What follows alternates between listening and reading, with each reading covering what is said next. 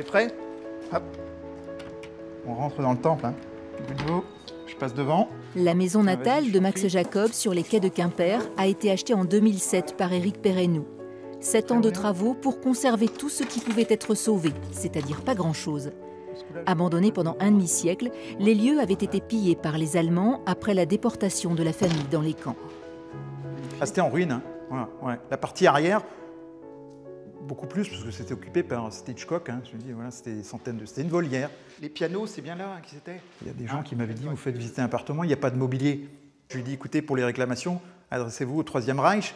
Je dis, voilà, c'est l'histoire, mais il n'en reste pas moins. J'ai dit, peut-être vous ressentez, c'est ici que ça s'est passé. Voilà, moi, dès que je suis arrivé, je me dis, waouh, je croyais que Max Jacob était encore là, quoi.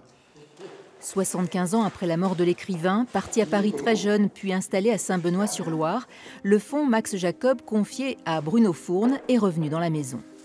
L'exemplaire personnel de Max Jacob, le cornet à dés.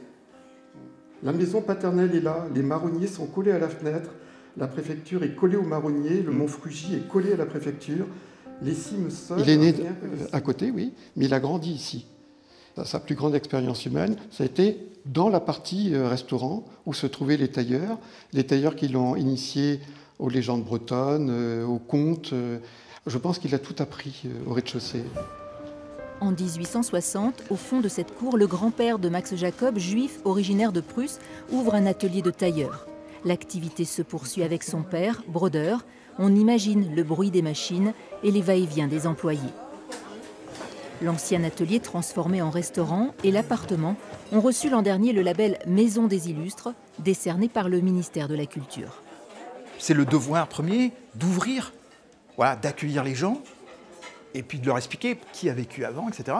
Et voilà. Et donc ça ouvre le dialogue. Voilà, ça c'est le rôle de la Maison des Illustres. Voilà, faire parler bien sûr de Max Jacob, mais bien sûr du lieu, mais ouvrir aussi à la culture. Attaché à sa ville natale, Max Jacob a beaucoup écrit sur Quimper et y est revenu régulièrement avec ses amis artistes, Cocteau, Apollinaire ou Picasso, qu'il côtoie à Paris. Picasso était déjà très riche, il est venu en limousine avec chauffeur, et sa mère a dit à Max Jacob, bah, tu vois, c'est ça un artiste. Un artiste, c'est quelqu'un qui a une limousine avec chauffeur.